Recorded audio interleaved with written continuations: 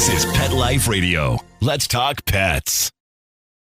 You've had a long day at work, and you can't wait to just get home, take off your shoes, plop yourself down in your favorite chair, and relax. You walk up to your tranquil residential home and your neatly manicured lawn in your quiet suburban neighborhood, put the key in the lock, open the door, and... Yes, the pets have gone wild! What were you thinking? Welcome to the show about everything you always wanted to know about exotic pets. Where to get them, what to feed them, and how to care for them. You'll even find out why some people live with a monkey. Now, here's your host, exotic pet expert and author Bob Tarte. Hey, Bob, what were you thinking? Oh, which one is this now? This is number. Hi, folks. This is going to be. This is part Okay. 2. Oh, I see. Of the same thing. Yeah, you ready? Okay, I'm ready. Okay. So, Bill, do you say yes? Bill, do you remember a show? No, say yes. Bill, do you remember a show that say yes? We recorded at the Degraaf Nature Center last year. Yes. Well, this is part 2 of that fabulous show, and what we did at the Degraaf Nature Center in Holland, Michigan, was we did a talk on featherbrain. What? On what? On featherbrain. Oh, yeah, I remember now. Right. Yep. And the people at the Van de Graaff generator were... Wait a minute. The people inside the Degraaf Zeppelin were kind enough to host us. That was some ride. Ooh, we took everyone on a wild ride. Talk about hot air. That's right. Ho, ho, ho, ho. So this is part 2 of that fabulous talk. And, we could have done this all in one show, but it's just too much goodness. I wouldn't want anyone to miss a word of it. No, and it's just too much goodness to pack into one show.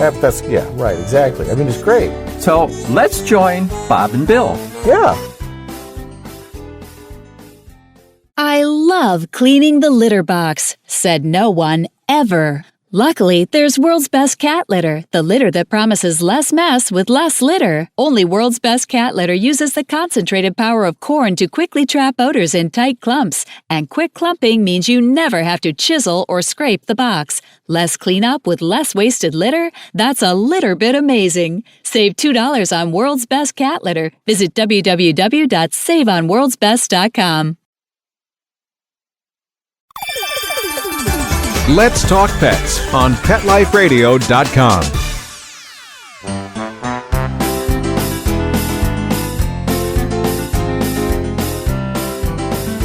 So I decided I wanted to learn to identify birds, but I had a problem, and that is I have a horrible visual memory. I'm just really, really bad at it.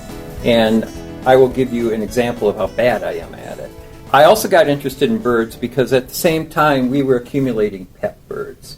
And we still have African gray parrots and pet doves and pet parakeets and things like that. And so that was really getting me interested in birds from another perspective. And outdoors we had pet ducks and geese. And the ducks at various times would have the run of our backyard. Backyard was fenced in, but it was old fencing and there were gaps in the fence. And we didn't want the ducks to go through the fence because just down the hill was this seasonal pond, and the pond often was connected to the river, and it would be bye-bye pet duck. So I was outside one day, and I saw one of the ducks beyond the fence. And so I had to chase the duck for about 20 minutes, and finally I had to go back to the house and get a fish net. And the only reason we have a fish net, we aren't fishing people. Is that the term, fishing people? We had got the fish net to catch ducks when we needed to give him medicine or something, so I had to scoop up this duck, and she was upset, and it's okay, I was telling her everything was fine, and carried her back to the pen and put her in, and I made sure and repaired the little opening in the pen before I got back into the house, or I would have heard about it instantly from my loving wife. And so I could tell her the story that the duck got out, but I had already repaired the pen, and she said, well, which duck was it? I said it was either Carla, Marla, or Darla. That were these 3 sisters who were the product of poor family planning and And Linda said, well, was it the black and white Carla and Marla, or was it brown and white Darla? And I didn't know. And that's really ridiculous, because I chased this duck for 20 minutes, and I held this duck, and I couldn't remember. And that's a big problem if you're going to be a birder. And Bill, would you like to show up a sparrow photo for me? And this maybe isn't a great example, but here's a, I don't even know if this works, but here's a song sparrow. Song sparrow. Song sparrow. And then Bill is going to quickly shift to a swamp sparrow.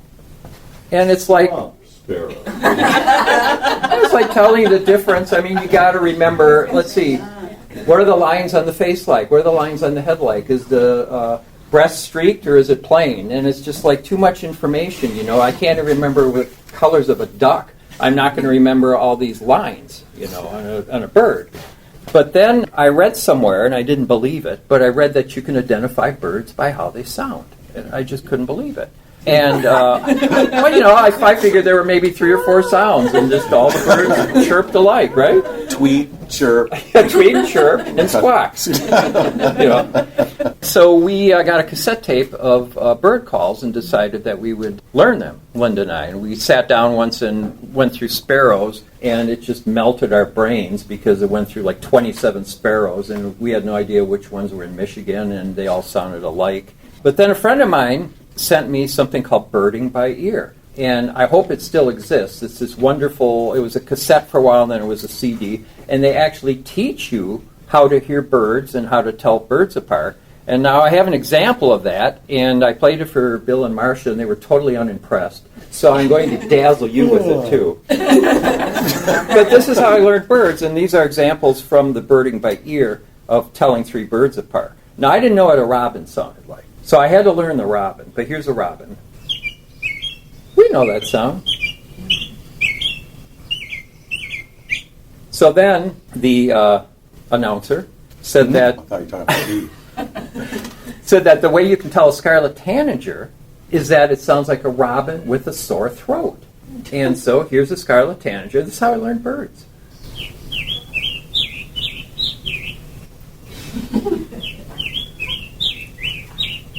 So it's got the same basic rhythm, cadence, but it's gravelly. And I thought, that's true, that's right.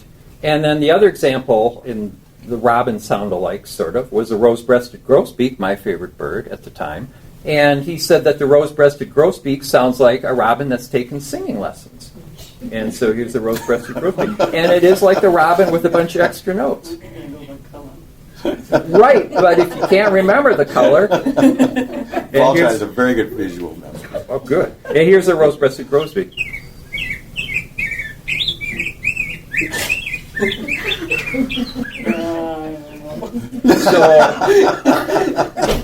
So we got a convert here to birding by ear. So, you know, this like opened this whole world up for me because I started learning little by little these birds from these little cues.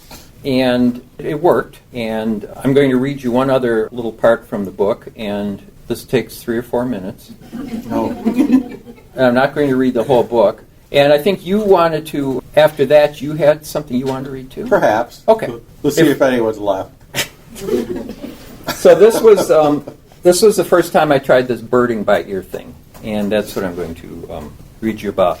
Linda always likes going swimming, and I always hated going swimming, because it meant a long drive to some hot place. And also I didn't like putting on swimming trunks because I looked like a stick of Wrigley's gum. And so I would just go and be crabby, and I'd lay on the beach with my shirt and jeans on, and Linda would frolic around in the water, and I would just be grouchy. So I found a place closer to home to be grouchy to than Lake Michigan, and grouchy about. And that was near our house, 20 minutes or so away, was Ionia State Recreation Area. And there's a lake there called Sessions Lake. So Linda's in the water, and I'm on the beach. In the brilliant sun, I could see the blood pumping through my closed eyelids. I threw a towel over my face, but the dark green shirt and blue jeans hadn't been wise color choices. After roasting for a while, I stuck Linda's watch into my pocket and set off across the parking lot for my water bottle. As I neared the car, I heard bird songs in the wooded field between the lake and the road. Grabbing my brand new pair of $99 binoculars, I moved up. I searched for Linda to reassure myself that she would stay in the water for a while. Her shoes, our towels, and my Dashiell Hammett novel remained undisturbed a short distance from the woman in the yellow bikini, who I had not been watching, who had just turned over on her back. I followed a line of parking curbs to a clearing. Suddenly, an unusual sensation, very unusual for me, lit me from scalp to toe. I couldn't place it for a moment, then I realized it was delight. My ears unplugged. From behind me, I heard waves of laughter from the beach. In front of me, the world's greatest vocalists chipped away at my bad mood. I didn't even care that I was a fully dressed man loitering conspicuously in a beach parking lot with a pair of binoculars. Okay, I cared a little, so I waded into the brush, hoping to get closer to the birds. I was treated to a selection of remarkably clear and distinctive songs. The Chiva Chiva of the tufted titmouse dueled with the Pretty Pretty of the cardinal, while the rhythm of a ping-pong ball speeding up as it bounced indicated a field sparrow. It was as if a bunch of birds with the most easily identifiable songs were having a little fun at my thick-headed expense, getting together just so I could have the pleasure of sorting them out. A scarlet tanager serenaded me with the hoarse version of a robin song, and I beamed at the virtuosity of my friend the rose-breasted grosbeak. I heard the laconic musing of a warbling vireo, a mewing gray catbird, and the bubble Z of a brown-headed cowbird. After Linda toweled off, she followed me across the parking lot. Feeling like Richard Walton of Birding by Ear, I identified one singer after another, although by now they had been joined by birds I couldn't recognize. The water was the perfect temperature, Linda told me, as we headed back to the car. I heard myself reply, "We should come here more often," stunning both of us into silence.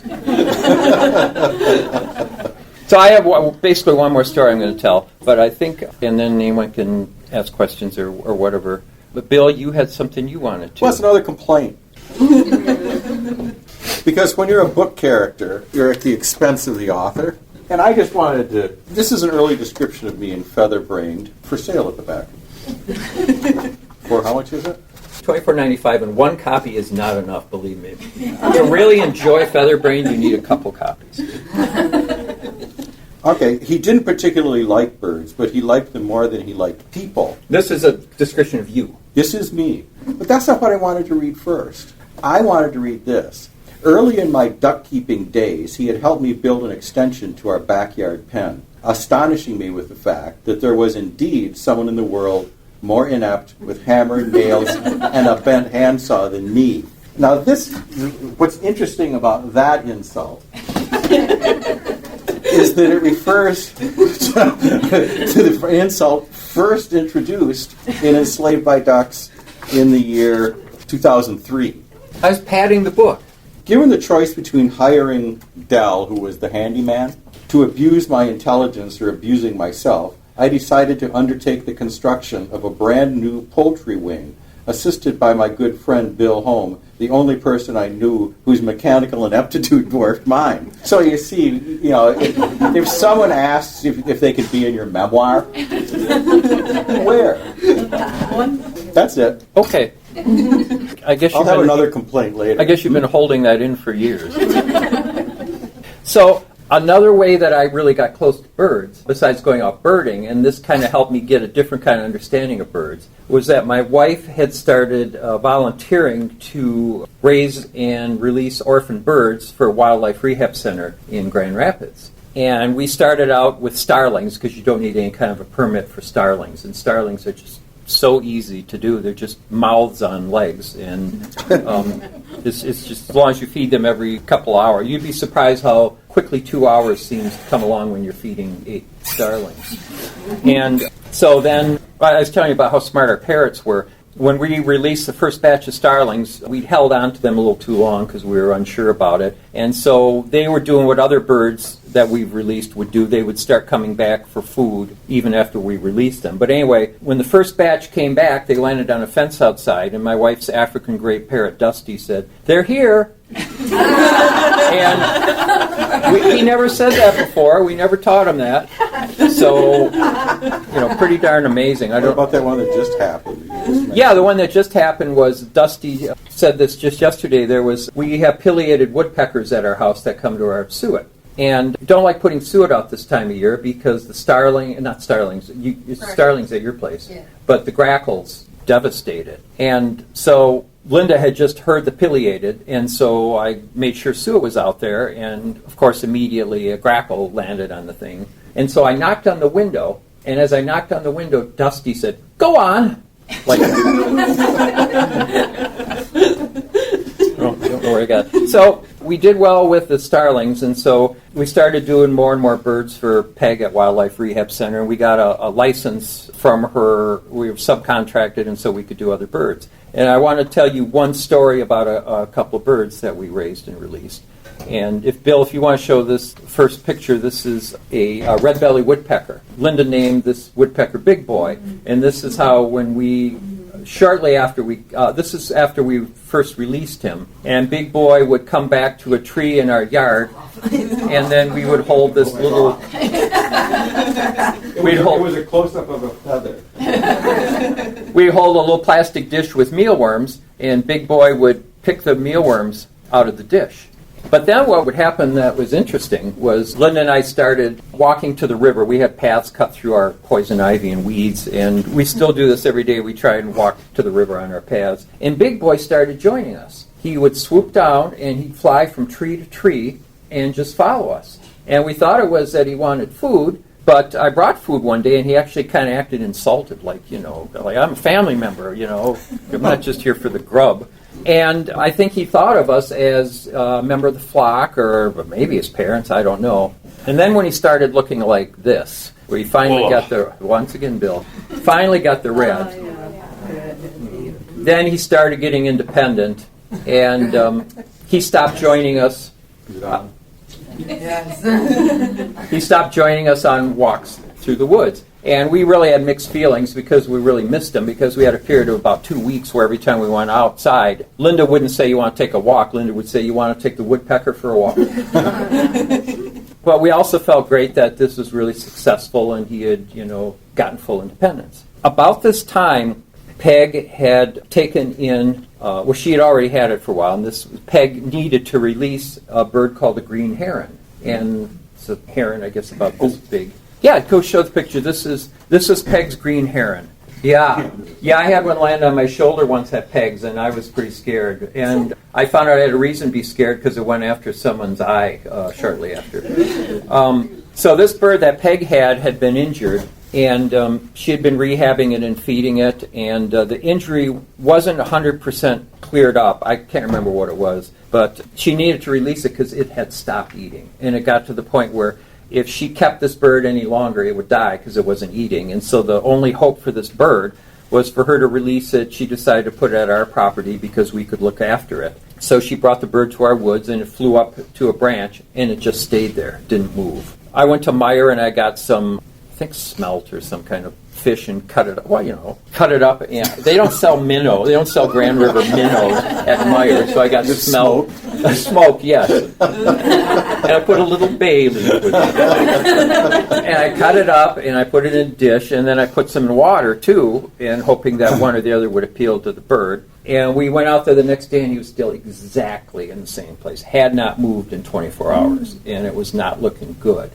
The next morning, Linda went out, and again the bird was there, and we figured, but she said this was interesting. She said Big Boy was there. Big Boy was at the tree right next to this heron and was kind of hanging out with him. I thought, okay. That afternoon, we went out on our walk to check up on the heron, and he was on the ground, and he was by the water. We don't know if he was feeding, but he was there, and we thought, this is a good sign. At least he's finally moved. The next day, we saw him about 30 feet further down the river, and we figured he must be eating if he's still around. Then the next day, we went there, and we actually saw him catching fish. So it was really great. And Linda kept saying, Big Boy encouraged him. It was because of Big Boy. I said, come on. But then Linda called Peg, and it turned out that the heron and Big Boy were in adjoining cages at her place. And Peg says, yeah, why not? Maybe they knew each other, and maybe, seeing this woodpecker somehow, got a positive frame of mind or something. Yeah, except they're not so bad. That's it. So I thought that's pretty amazing that if that's what happened, that, birds can have that effect on one another. And we certainly see something like that, how if I'm tromping through the woods, we'll hear one bird warn other birds the horrible big people are coming, you know. So there's certainly some interspecies communication. So yeah.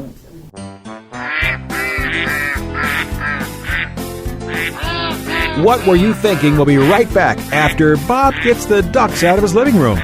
Don't go away. When I adopted her, she was a mess.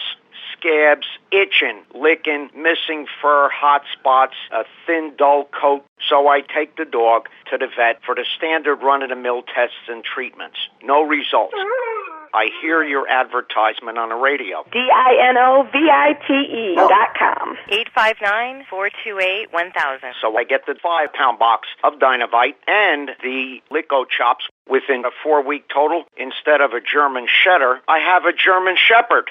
Sheba is 105 lean pounds of shiny, smooth, happy dog for life because she gets fed Dinovite. And the results, they're just incredibly outstanding. And she loves it. When you rescue a dog, you have to do the right thing. You've got to feed him right for life.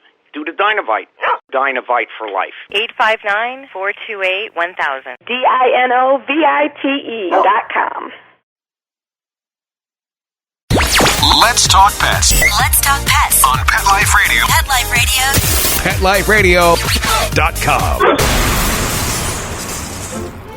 Okay, ducks are in the pond, rabbits in his hutch, and monkeys... Ow! In my car! Oh, okay, well, I go check my insurance policy. We'll turn you back over to Bob.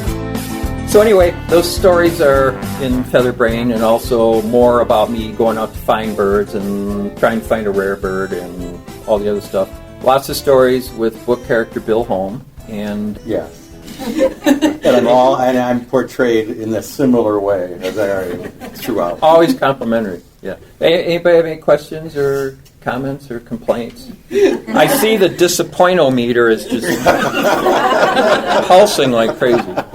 Well, have you ever been to, say, Central America to look at birds that don't fly over the northern part? No, I would like to, but I have not. No. Have you? No, not yet. I'm going to go next year. Fabulous. That's great. Yeah, I have. Oh, have you? Yeah, Ecuador and Patagonia. Wow. Wonderful. I've been to Zealand. Do you belong to Audubon? No. It's an oversight. There's probably one where you live too, because it's a great group of people that get together once a month and either go out birding or people give talks and show a lot of great pictures about birds. And It's a good idea. I've heard of them. Have you heard of that? I've heard of them. I've been worried it might be a flash in the pan. I think I'm You going thought it was about that German highway, didn't you? Yeah. I'll see if it looks like they're going to be around for a while. But they might ask you to do a book talk. I love Audubon.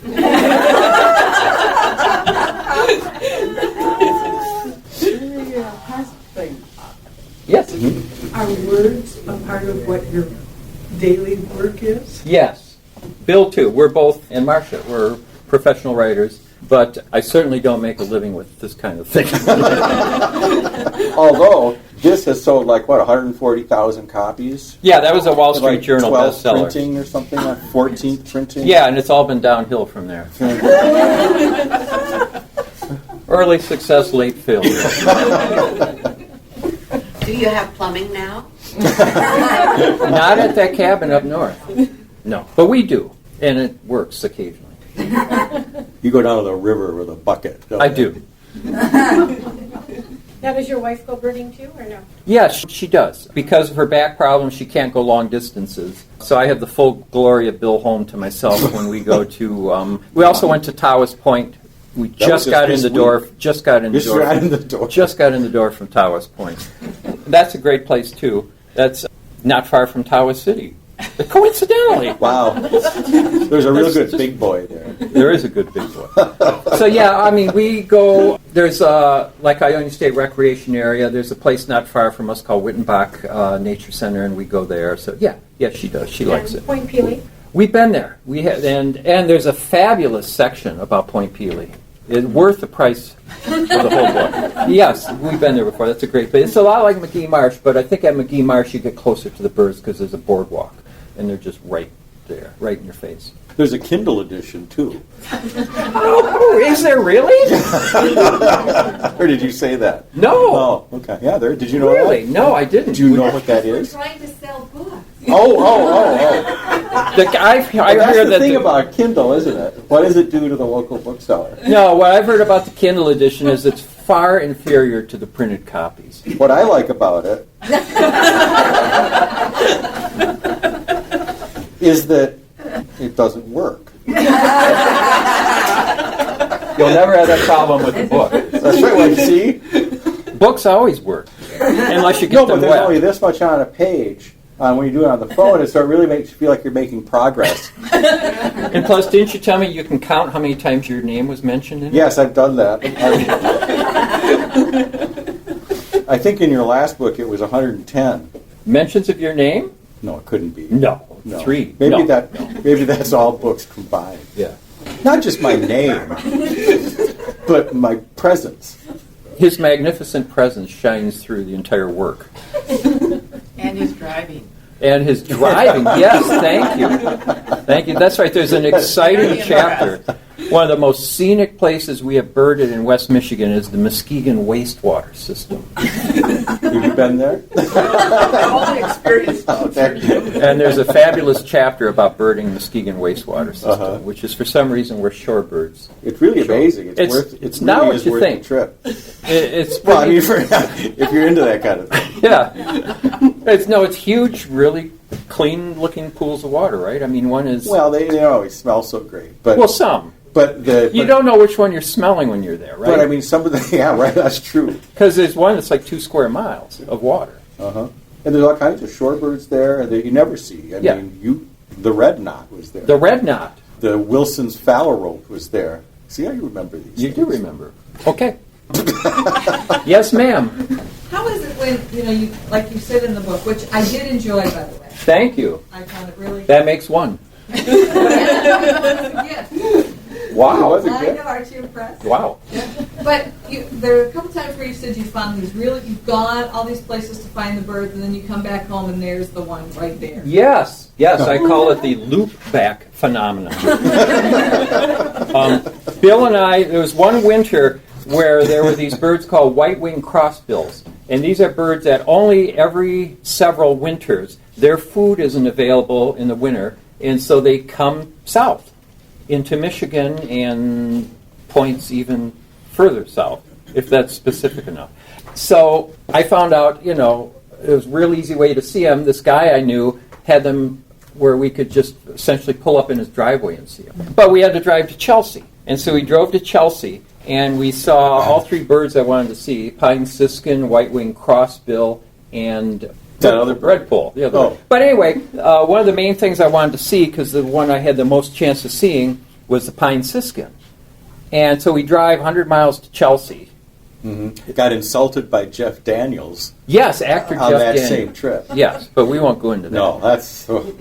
And we come back, and this is just as I was walking in the door. Linda says, "There's a pine siskin on the feeder." And it's the 3rd time that happened. There was another time we were at Hoffmaster Park, and we saw our first ever red-breasted nuthatch. First ever. Again, literally, I walk in the door, look out the window, and there's a red-breasted nuthatch in the bird bath. And it's just ridiculous. So I don't... They followed us home. It's just some cosmic taunt. Well, there is a certain element of that in birding, don't you think? Yeah. It's sort of, I don't know, it's kind of magical in a way. It's when Bill and I bird, it's magic. See? No, but even our recent trip to Nine King Point, we go there to see the yellow-headed blackbirds that I so gracefully showed you. And last year when we went, we didn't see any in this place where we thought they'd be or knew they'd be. Well, didn't we see... Oh, okay, go ahead. Yeah. Oh, what? See, I don't remember the story. No, you were just going to say, but we almost didn't see it. As we were leaving, I said, well, I just wanted to turn around and give it one last scan and just, because you never know. And there it was, right there. But it was so distant, it was like a black speck with a yellow speck on top. So it just took my eagle eye to be able to spot it. But then this last trip we went, we didn't see any at all in the places we thought. And you thought there'd be a turn off that we could go to, but that didn't work out. And so we went to this little parking area that was kind of on the way out of there. And we kind of look around and said, well, this doesn't look very good. But you saw this little, like the grass had been walked on a couple times back away from the lot. And so we started to go through there with the poison ivy, the bugs, to climb over logs. And then all of a sudden it opened up into this clearing that the grass was probably about that long, and it was surrounded by trees. And then, speaking of birding by ear, you heard the yellow-headed blackbird, and look over and it was like 20 feet away in a tree, which is sort of unusual. And then all kinds of other ones started to come around us. So it was just sort of an amazing moment that we probably... Yeah, we don't really know why we stopped at this place. Right. And so that's the kind of thing that happens, too, if you just sort of... You kind of tune into it, and it's almost like the birds tune into you or something. Yep. Did you invest in some better binoculars yet? I did. Oh, you should see it. It helps. Yeah, it helps a lot, because they're much sharper and brighter. Well, thank you, everybody. We had said we might stick our head outside and see if we can hear any birds, but I didn't really, hear much. Is that good enough? I mean, we could see if there's birds out there. Right. Well, thanks so much. That was even better than part one. Yeah, wasn't that good? So, thanks everybody for listening, and go to bobtarte.com to my website to find out more about Featherbrain and my other books. And Bill, any parting words of wisdom for our listeners? I just think that we all want to be admired more than we deserve. Okay. Thank you very much. Bye-bye. Thinking about buying a monkey? How about a ferret or a skunk? Then check out the show that will answer the burning questions. Where do you get them? What do you feed them? How do you take care of them? And most of all, what were you thinking? With exotic pet expert and author Bob Tarte. Every week on demand from PetLifeRadio.com.